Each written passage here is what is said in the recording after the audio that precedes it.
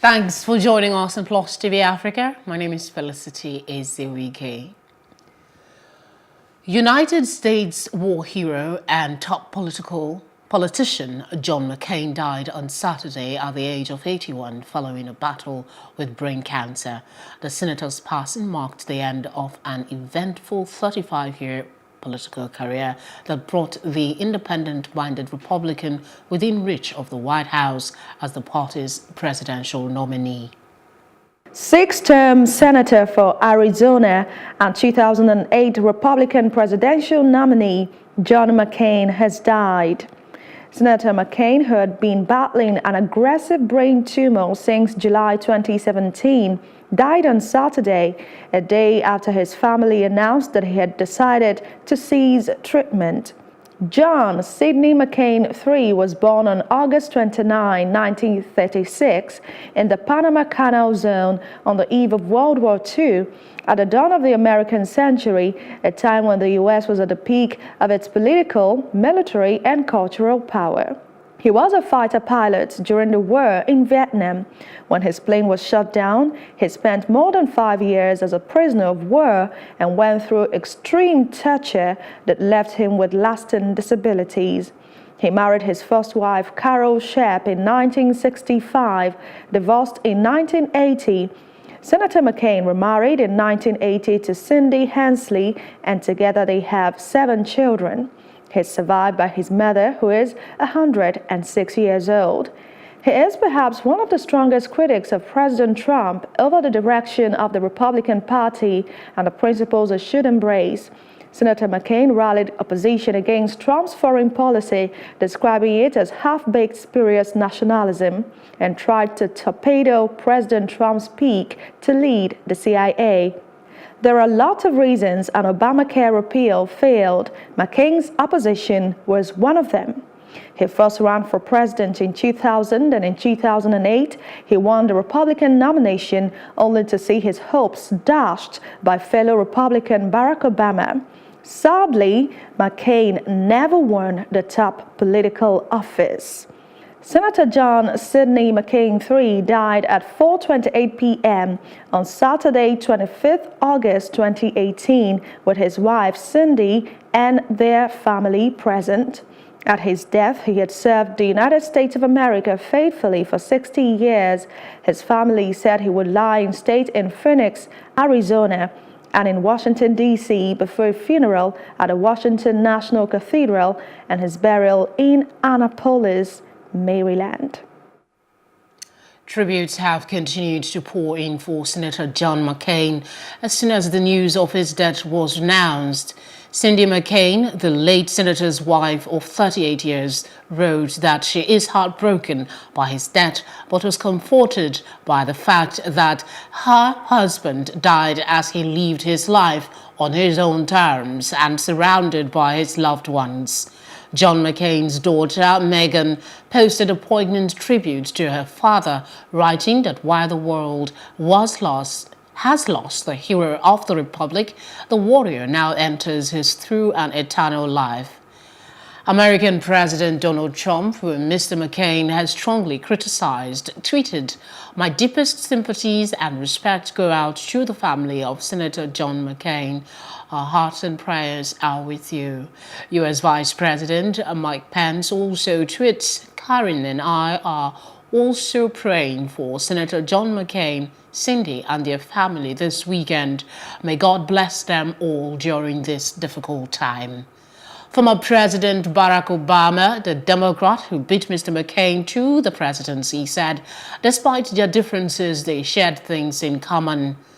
Former President George W. Bush described Mr. McCain as a patriot of the highest order. Sarah Palin, who was Mr. McCain's running mate during his 2008 bid for president, said the world had lost an American original. Sharing a picture of herself with a man she called her friend, former Vice President, longtime friend and political opponent Joe Biden said Mr. McCain's impact on America hasn't ended. President Bill Clinton praised McCain for his heroic service in the Navy, while Vermont Senator Bernie Sanders described McCain as a man of decency and a friend. President of Afghanistan Ashraf Ghani also tweeted his condolences. The late U.S. statesman has been eulogized as a man of integrity who fought for what he believed was right until the very end. We now leave you with the most significant times of Senator John McCain's life.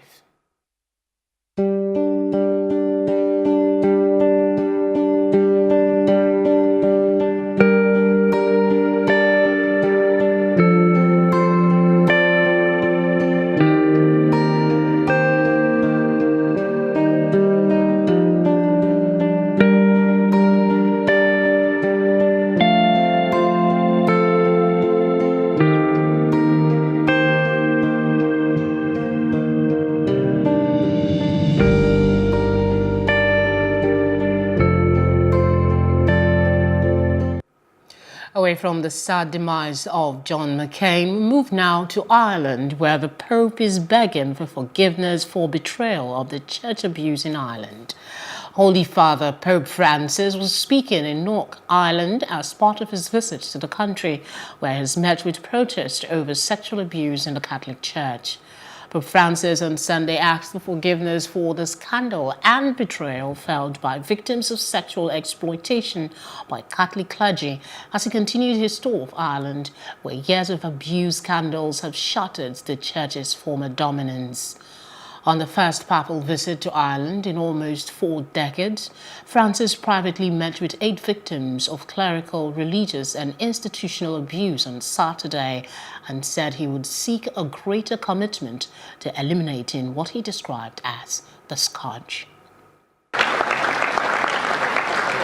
Nessuno di noi può esimersi dal commuoversi per le storie dei minori che hanno patito abusi, che sono stati derubati dell'innocenza o che sono stati allontanati dalle mamme e abbandonati allo sfregio di dolorosi ricordi. Questa piaga aperta si sfida ad essere fermi e decisi nella ricerca della verità e della giustizia.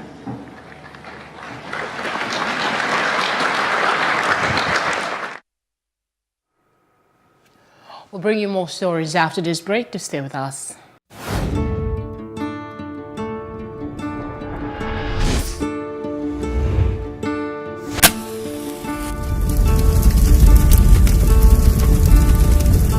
That money we shoot every person that we know we can shoot. We don't let people die there. You could have killed me for a long period of time. Is that time why I carry gonorrhea? I first go hospital first, but it no go. Now I come make that mama. He just pulled it, he pointed, and shot. What is the soul of a man? They suffer too much. They suffer too much. Issues around the Nigerian police, we have to tackle it holistically.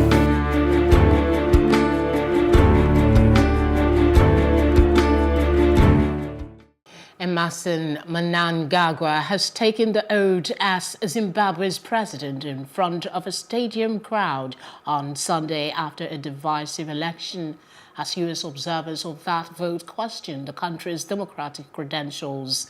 The Constitutional Court confirmed Mnangagwa as president in a ruling released on Friday, dismissing a challenge by the man he defeated in the July 30 ballot, opposition leader Nelson Chamisa. He took the oath before Chief Justice Luke Malaba, who, together with 8 other Constitutional Court judges, had dismissed Chamisa's petition.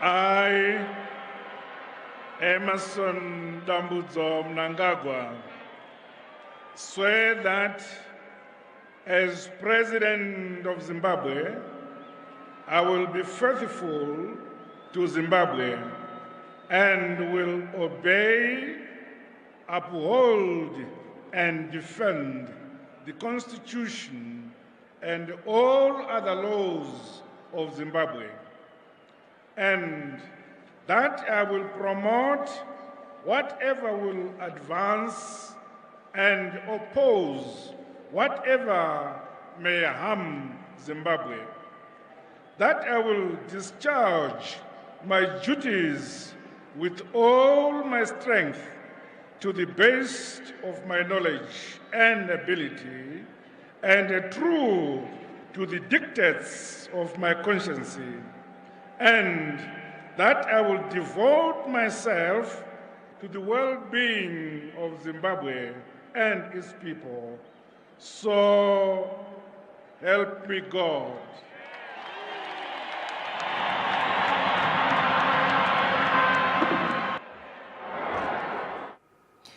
In Ethiopia, the Prime Minister said on Saturday an election due for 2020 would be free and should not be delayed by his sweeping reforms to the African nation's politics, economy and diplomacy.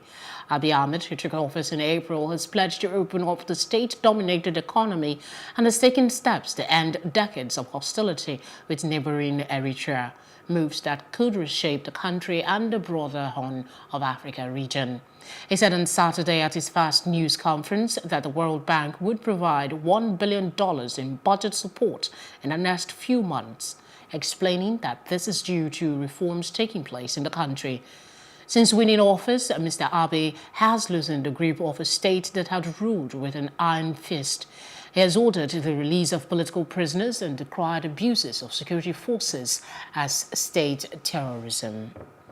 Away from that, Andrej Mahecic, spokesperson for the office of the UN High Commissioner for Refugees, has said that rebel violence in the Eastern Democratic Republic of Congo is escalating inside the vast country's Ebola-hit North Kivu province, putting millions at risk.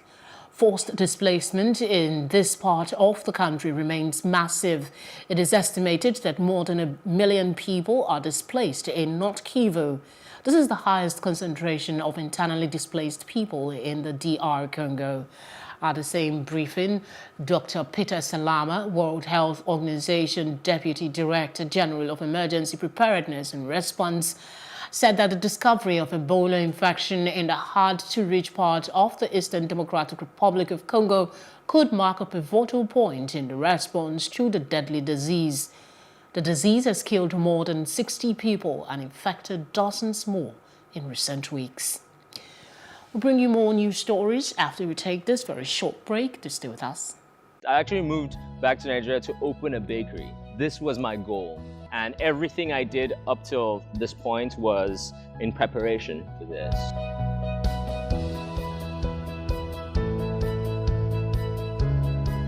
First of all, life was great because I moved in 2015 right before the recession, right? It was awesome. I was like, wow, there's so much money out here, man. The cost of overheads, power generation, water, you have to be your own local government. And there are no tax breaks. Many places where, where they realize the small business environment is difficult would offer some kind of tax breaks and incentives. We don't do that out here. We want you to come back. We want you to, to start businesses here, but we're not going to do anything to help you. All my experiences in the past have led me ultimately to where I am now.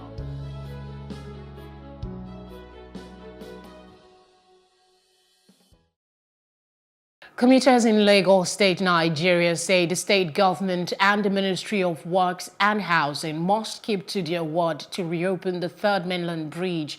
This follows the 3-day closure and use of alternative routes. David Alabi visited the axis and now files in this report.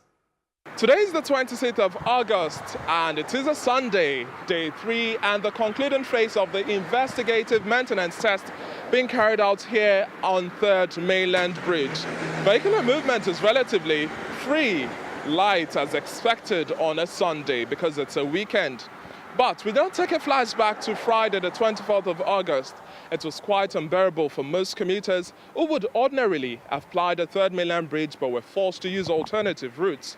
I had to spend close to about 5 hours and 7 minutes from Victoria Island, Lagos, to Ojota, that's on the mainland.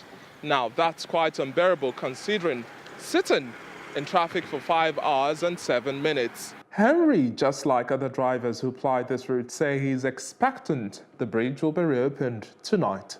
Opening will indeed give Lagosians a very big relief because it's been very, very hectic all this while. More especially the areas that the tankers were parked. Now, away from the third mainland bridge, we now draw your focus to this bridge here at Ido.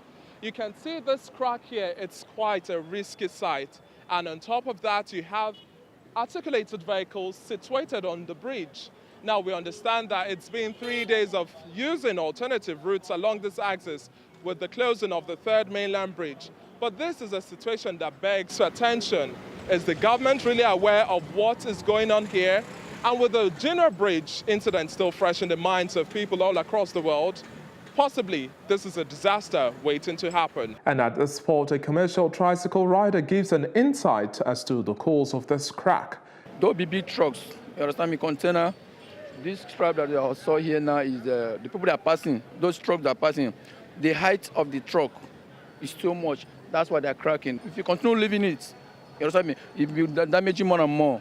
What the authorities will do, let government to come and innovate it also. Road networks in Lagos still remain a challenge until the state government is proactive to improving current infrastructure and networks, attend to the menace of articulated vehicles on bridges, hasten the completion of rail works.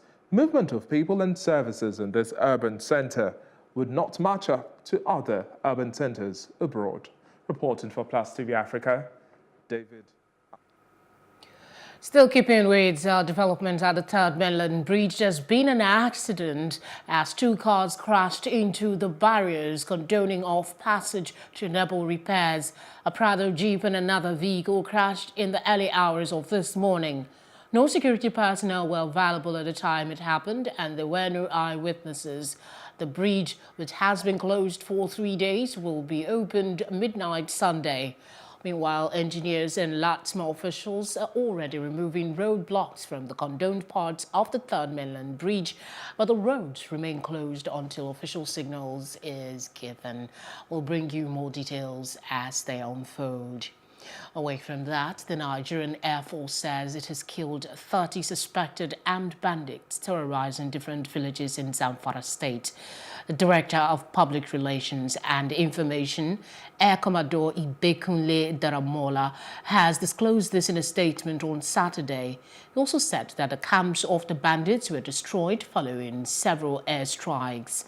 He explained that the Air Task Force embarked on an intensive intelligence surveillance and reconnaissance mission to confirm the exact location of their new camps. The Air Commodore said that the armed bandits pitched their tents at Dadi, Bawa and Sunke villages. Everywhere you turn in Lagos, heaps of refuse with the accompanying stench are practically waving back at you. Sundays are no exception. Our correspondent Amaka Okoye took to the streets and brings us this report. This is Sunday morning in Lagos, and compared to other days of the week, there are no sanitation officers on site. Lagos is said to be the center of excellence, but this does not in any way depict excellence.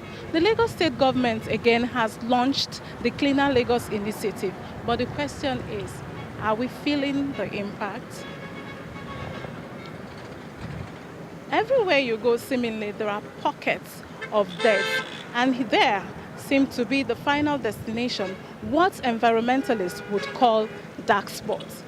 Waste management in Lagos has become a huge task due to the rising population, hence the need to introduce new operators with advanced technology to manage all types of waste and, more importantly, on a daily basis. Unfortunately, the refuse heaps and sites in Lagos are transforming into hills by the day, adding to more health hazards aside the environmental threat it poses. I don't like it that they put the detail so that because it's causing so many things in a person's body. Because maybe a corner Even in the midst of this dirt and smell, Vincent makes his daily bread from here while acknowledging the sight is appalling.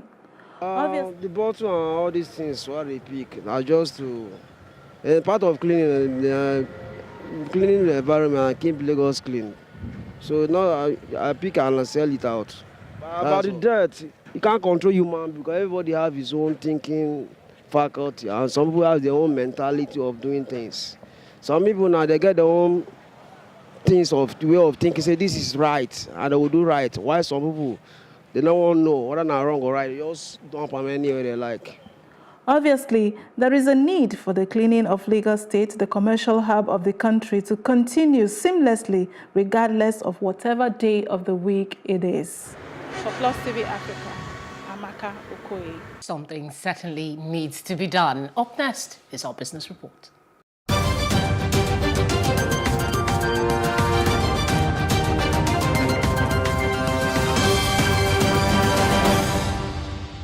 The United States monthly crude oil import from Nigeria has fallen by 62.08% to 3.92 million barrels in March from 10.03 million barrels and 10.34 million barrels in January and February respectively. It bought 7.75 million barrels in April. This followed the upsurge in U.S. oil production in recent months, hitting 10.9 million barrels per day in June. That's according to the latest data from the U.S. Energy Information Administration. A 2018 half-year performance review of portfolio investment in the equities segment of the Nigerian Stock Exchange has shown that turnover value increased to about 1.6 trillion naira from about 935 billion naira recorded in half-year 2017.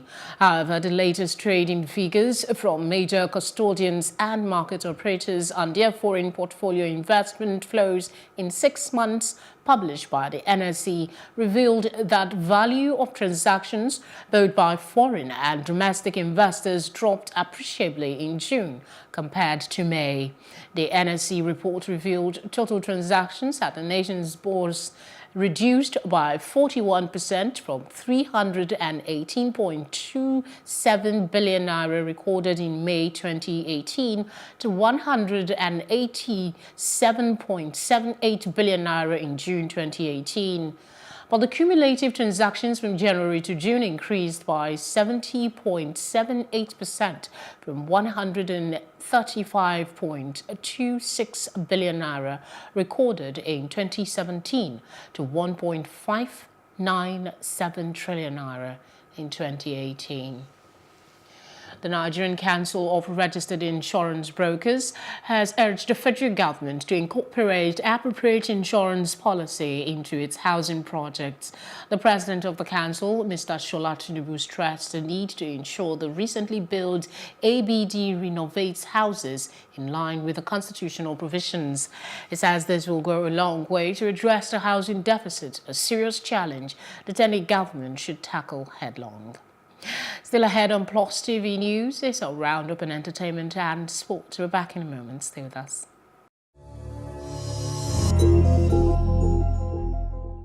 Some entertainment stories for you now. Nigerian pop star Wizkid has announced his latest collaboration, and this time it isn't with a musician but with Nike. The soccer crooner revealed through his Instagram handle a yet-to-be-released shirt with Niger Super Eagles and Wizkid designed in a secular fashion on it. According to the post, Wizkid himself designed the shirt in collaboration with Nike. Daniel Peterson III, the drummer at the age of just 15, has already played on world stages like the World Trade Center in New Orleans in the U.S., performed at 3 of Nelson Mandela's birthday celebrations, and had the opportunity to play at one of the inauguration functions for former U.S. President Barack Obama. His love for music started at a tender age of 1 when he was exposed to music via his father's drum kit. His journey has seen him rub shoulders with many other artists, including the late Michael Jackson's drummer Jonathan Moffett, who he says is his inspiration. Dano will share the stage with other local musicians like drummer and composer Ayanda Sikade Nduduzo Makatini, alto saxophonist Muzi Mvubu and Zomodiga among the many artists who will deliver jazz music on that day. And that's it on entertainment. Next is sports. Stay with us.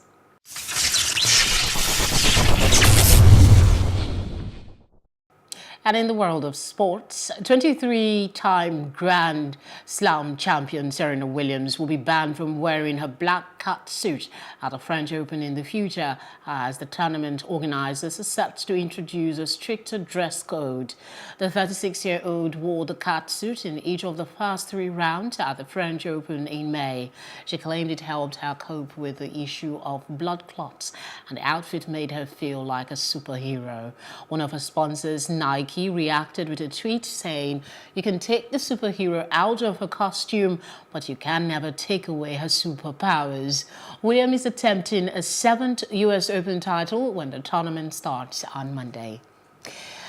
Turkish club Besiktas have confirmed the arrival of Liverpool goalkeeper Loris Karius on a 2-year loan deal. The 25-year-old was heavily criticized for his performance in the Champions League final, where he made 2 errors that led to goals in the 3-1 defeat against Real Madrid. The German made 49 appearances for the Reds since joining the Mainz in 2016. The Reds signed Brazilian Alisson from Roma over the summer for a then world record of 67 million. That will be in pounds. And that's our news roundup of events at this hour. For more news updates, please follow us at Plus TV Africa on Facebook, Twitter and Instagram. And do subscribe to our YouTube page at Plus TV Africa. We'll be back later with more stories making the headlines. We hope you can join us again. My name is Felicity Ezewike. Thanks, as always, for watching.